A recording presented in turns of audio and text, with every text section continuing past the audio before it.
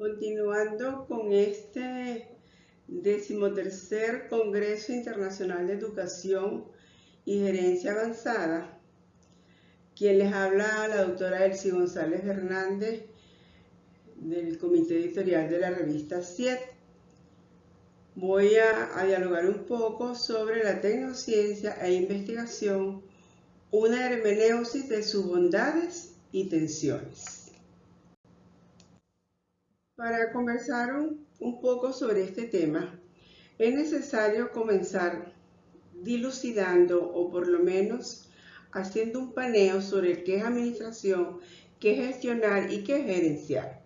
Porque realmente la tecnociencia debemos gestionarla para coadyuvar con la investigación al desarrollo tecnocientífico de la humanidad. Entonces tenemos que administrar, es ordenar, disponer, organizar, en especial la hacienda y los bienes según la Real Academia Española. Es ocuparse también de la administración, de la organización, del funcionamiento de una empresa, una actividad económica o organización, y en ese caso se llama gestionar. Mientras que gerenciar incluye la gestión.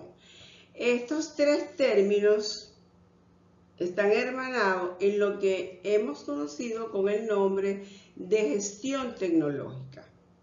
Ahora bien, en relación con la administración de las actividades relacionadas con la investigación, el desarrollo y la innovación, este cumple con un proceso conocido casi por nosotros, que es la planificación, la ejecución, la evaluación de proyectos tecnocientíficos hasta llegar al control y el seguimiento.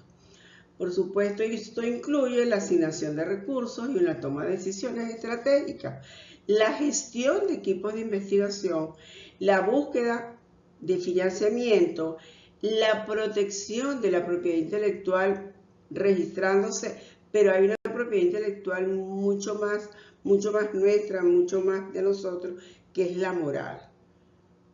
La propiedad intelectual moral de respetar el conocimiento del otro, y la transferencia de tecnología y, por supuesto, la comercialización de los resultados tecnocientíficos.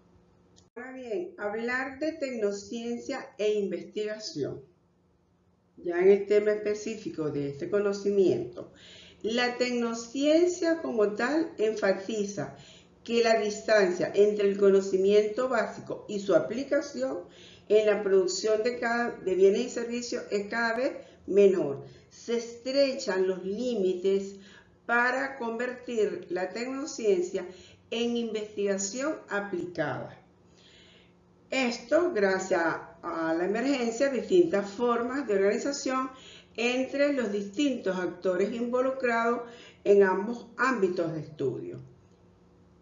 Se puede decir también que es un entramado de la ciencia y la tecnología en el caso de la tecnociencia, pero que va transversalizada con la investigación. Esto permite, hay una mayor escala de producción de conocimiento con aplicación inmediata para solucionar problemas en un ámbito específico. Si hablamos de tecnociencia, es necesario decir que este término fue popularizado por el filósofo francés Gaston Bachelard en 1953. Fue posteriormente usado por el belga Gilbert Hotot a final de los años 70 y 80, pero quien lleva a la palestra la palabra tecnociencia fue Bruno Latour, quien combinó varios argumentos sobre la tecnociencia que habían circulado por separado y los agrupó en un marco integral, tanto la ciencia como la tecnología, en este término que conocemos con el nombre de tecnociencia. Podemos decir entonces que la tecnociencia es un proceso de producción de conocimiento científico, entramando la ciencia y la tecnología contemporánea, siempre ayudado con la investigación, delegado fundamentalmente en instrumentos tecnológicos muy útiles por cierto, permitiendo una mayor aceleración y mayor escala de producción de conocimiento como le dije anteriormente, con aplicación inmediata para solucionar aquellos problemas específicos para los cuales se utiliza pues esta rama de la ciencia y de la tecnología. Recuerden que Bruno Latour, pues el actor de la teoría del actor red, bueno, que él unió varios ámbitos de la ciencia como la etnometodología, la semiótica y la sociología de Gabriel Tarde. Lo más importante de esto es que la tecnociencia, resumo, es utilizado para resolver problemas de la inmediatez, pero también a largo plazo. A largo plazo. De allí la continua investigación en esta rama tecnocientífica. En atención al término del título de este diálogo, de sus bondades e intenciones, entre las bondades tenemos acceso rápido a la información, facilita el aprendizaje, es innegable que la tecnología facilita el aprendizaje y facilita la investigación, rompe las barreras de la distancia, tanto del espacio y del tiempo, simplifica las tareas, ofrece una gran cantidad de entretenimiento, aumenta la productividad y la efectividad, quiere decir la eficacia y la eficiencia, incrementa la esperanza de vida gracias a los adelantos tecnológicos, y en la educación pues permite el desarrollo de nuevos métodos de enseñanza, acceso a materiales didácticos diversos, hay mayor flexibilidad y adaptabilidad, hay desarrollo del pensamiento crítico bien utilizada, agiliza y mejora la comunicación pues entre los distintos actores sociales del ámbito educativo. Entre las desventajas que yo he llamado tensiones, sin duda la tecnociencia crea una dependencia. Hay una serie de dilemas éticos en cuanto al uso de la tecnología. Ocurre lo que dice Bill Johan de la Sociedad de la Transparencia. Todo lo nuestro se conoce a través de la red. Entonces, hay una serie de dilemas éticos porque hay información a la mano de niños que no debería ser. O sea, una serie de tensiones éticas en el uso de la tecnociencia. Dice uno de nuestros autores que el futuro de la humanidad parece dirigirse hacia lo que muchas películas han vaticinado, una sociedad donde la inteligencia artificial y los robots tendrán un papel muy importante, y de hecho ya sabemos que es así. ¿Hasta dónde llegarán las nuevas tecnologías? No lo sabemos. Eso va incrementándose cada día más. ¿Serán capaces de pensar o tener sentimientos? Eso es una de las tensiones éticas. ¿Sustituirán a los seres humanos? Estos son algunos de los dilemas éticos a los que enfrentamos o lo estamos ya enfrentando y serán aún mayores en las próximas décadas. Hay un proceso entonces de deshumanización o cosificación del ser humano, de contaminación porque los productos tecnológicos los llevan a otros países y de hecho contaminan el ambiente por sus emanaciones, por la extracción de materiales que van contaminando el planeta y van erosionando el planeta, y se vulnera la privacidad de quienes utilizan la tecnología y de los que no, porque a través de la red pues conocemos muchos de otros. O sea, no hay todavía un control en la privacidad en el uso de la tecnociencia, productos precisamente de ese proceso investigativo constante, ese proceso que podríamos decir que es imparable.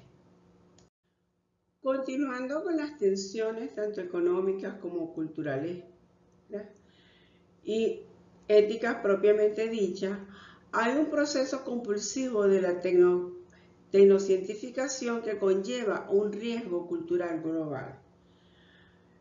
Este riesgo pues tiene una amplia trascendencia porque pretende unidimensionar la humanidad, o sea, parecidos todos, con una moda igual, o parecido a llevar a homogeneizar el ser humano de alguna manera.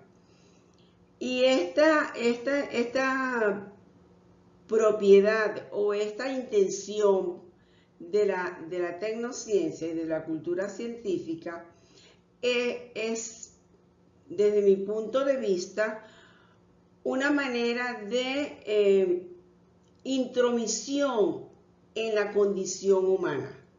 Se vulnera la condición humana. Todos nosotros, genéticamente, somos distintos, aunque tengamos un gran porcentaje de igualdad en nuestras moléculas de ADN, en su descomposición, en todo el ácido desoxirribonucleico, tenemos algo que nos hace distinto a otro. Y con la tecnociencia se pretende entonces homogeneizar a la humanidad.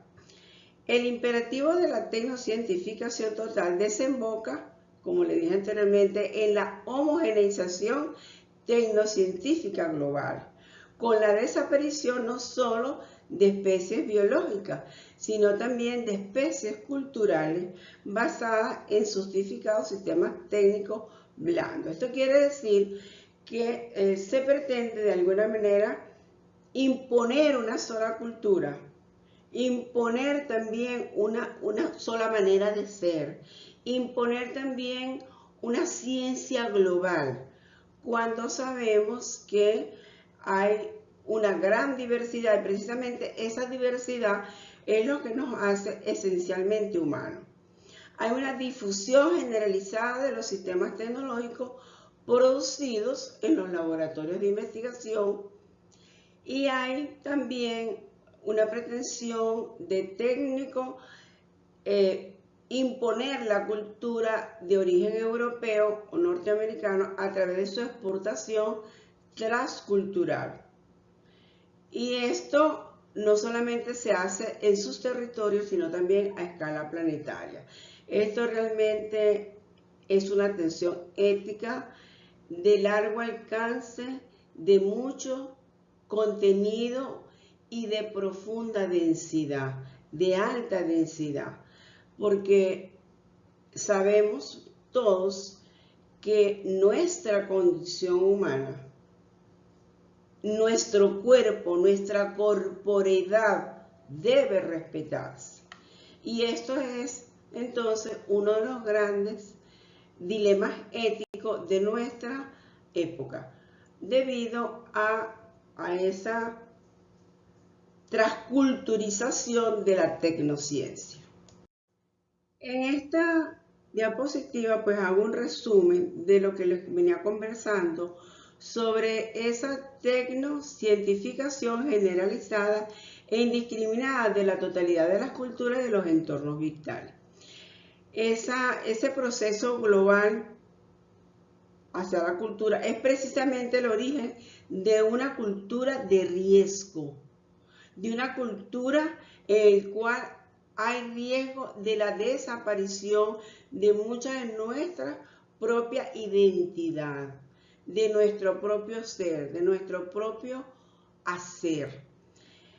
De la biotécnica a la tecnocientificación hay un dominio biotécnico de la agricultura, de la ganadería y de la medicina tradicional. Sabemos bien que entre sus bondades pues hay, por ejemplo, hay un ganado que produce más leche o produce mejor carne o es más productivo, pero también sabemos que hay nuevas enfermedades, hay epidemias, endemias. Entonces hay una contraposición entre ese avance y desarrollo que a todos nos beneficia, y también hay una serie que yo he llamado no debilidad sino tensiones. Esas tensiones tienen que ver mucho con esa tecnología del ADN recombinante, o sea, modificar, por ejemplo, esta molécula que vemos aquí, que es la molécula del ácido desoxirribonucleico que forma cada uno de nuestros genes y que está en nuestros cromosomas y que nos permite tener pues un fenotipo determinado, y a los animales un fenotipo determinado, a los gatos, a los perros, a los pájaros, pero que se van modificando precisamente, se van mutando porque hay una transposición en esas moléculas, hay lo que se llama, hay una mutación, y muchas veces esas mutaciones no son beneficiosas. Y hay entonces una generación de nuevos organismos mediante el reemplazo y la recombinación de elementos genéticos.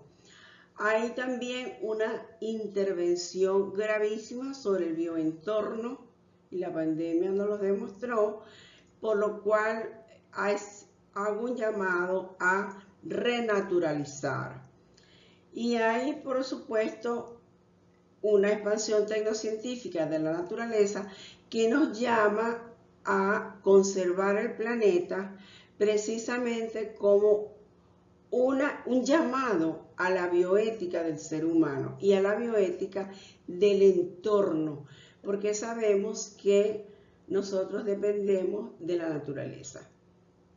Si la naturaleza no existe, pues nosotros tampoco. Recuerden que nosotros dependemos del oxígeno de los árboles.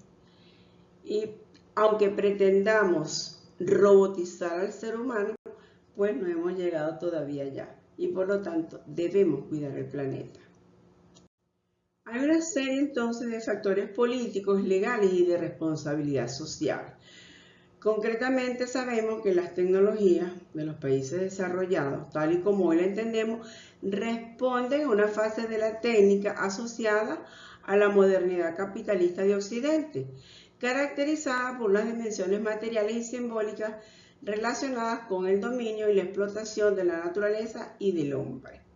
Entonces hay una explotación del hombre, explotación del petróleo, de minerales, hay intereses económicos y militares y hay intereses políticos.